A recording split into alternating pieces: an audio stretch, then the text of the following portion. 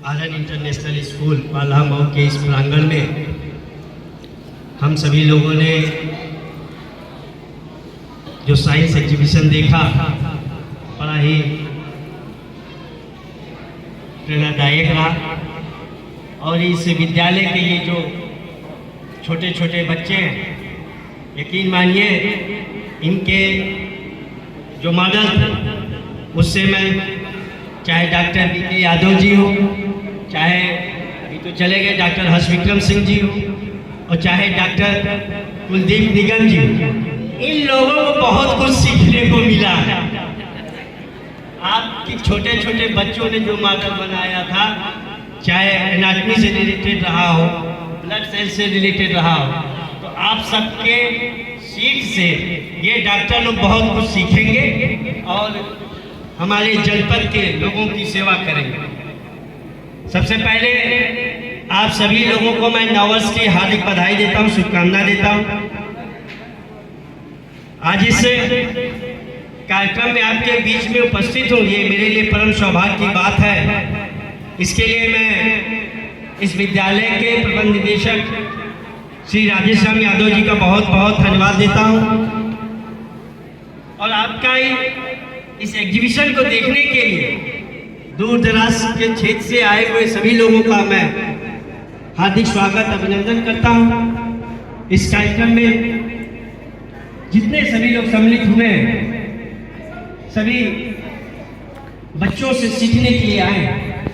देखिए, अगर हम विद्यालय की बात, एक तो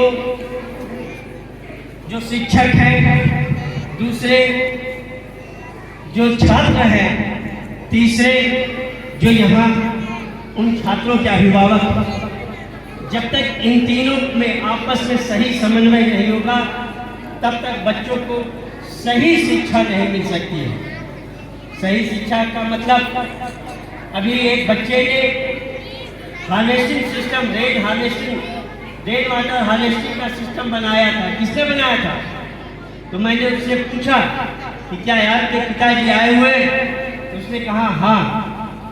मैंने कहा कि पापा से कहना कि घर में रेन वाटर हार्वेस्टिंग सिस्टम बनाए, ये जरूरी है। क्योंकि उस बच्चे को अगर यहाँ के अध्यापकों ने सिखाया है कि हमारे वातावरण को बचाने के लिए, हमारे जो आने वाले समय में पानी की भारी किल्लत हो सकती है, उस किल्लत से मानव जात की रक्षा करने के लिए रेन वाटर हार्वेस्टिंग सिस्टम जरूरी है। तो ये हमारे जो अभिभावक हैं उनके तक बात जानी चाहिए। असली शिक्षा तभी हो। आज हमारे बीच में तमाम सारे लोग मौजूद हैं, अच्छे लोग भी हैं, बुरे लोग भी हैं। किसी ने एक साइकिल का सिस्टम बनाया था, किसी बच्चे का मॉडल था, प्योरिटी से इम्प्योरिटी और इम्प्योरिटी से प्योरिटी की तरफ। हम लोग हमेशा शुद्ध रहने के चक्कर में, शुद्धता के चक्कर में हम ही लोग वातावरण को अशुद्ध करते हैं। तो ये एक चक्र बना हुआ है, शुद्धता और अशुद्धता, इसको समझने की जरूरत है और बच्चों को सही शिक्षा देने की जरूरत है। मैं ये कहता हूँ कि शिक्षा के लिए कोई भी भाषा का बाधक नहीं होता है।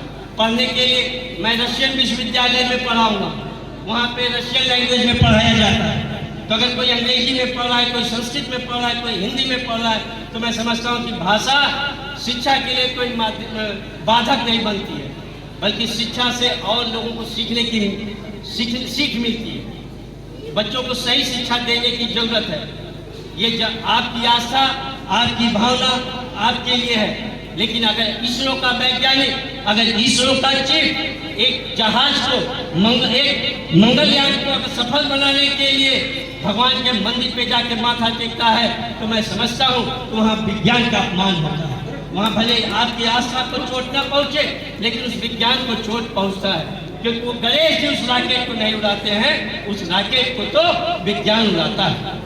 तो बच्चों को सही शिक्षा देने की, सही बात सिखाने की जरूरत है, क्योंकि आने वाला समय, आने वाला भविष्य इन्हीं बच्चों का है। और मैं चाहूँगा यहाँ जितने बड़े बुजुर्ग हमारे उपस्थित हैं, सभी लोग इन छोटे छोटे बच्चों के लिए एक जोरदार ताली बजा के इन सबका हौसला बढ़ाएंगे। ये हमारे धर्मों में इनको भगवान का दर्जा दिया गया। इनसे मैं मजाक में कह रहा था, चाचा बच्चों से हमें सीखने को मिलता है। तो मैं इनका हौसला, इसको आप अपना अपमान ना समझिएगा। हम सब लोग इन बच्चों से बहुत कुछ सीखते हैं। हमारा धर्म सिखाता है कि ये हमारे बच्चे हैं। और वाकई में मैं बहुत अच्छा लगा, ये बच्चे इतने फटाफट बोल रहे थे अंग्रेजी। इनकी उम्र में तो मैं नहीं जानता था इतनी अंग्रेजी, तो बड़े अच्छे हैं। इनके भविष्य के लिए मैं मंगल कामना करता हूँ। लेकिन हम सबको एक सही दिशा में आगे बढ़ना है, क्योंकि अगर वो यान भटक जाता है, राकेट भटक जाता है, तो मंगल ग्रह पे नहीं पहुँच पाता है। तो मंगल ग्रह पे पहुँचने की सीख देनी होगी। यानी कि हमें छात्रों को जीवन में अपने सफल होने की सीख देनी पड़ेगी। इसी के साथ ही अपनी शुभकामनाओं के साथ, अपनी मंगल कामनाओं के साथ अपनी वाणी को विराम देता हूँ। जय हिंद, जय भारत, धन्यवाद।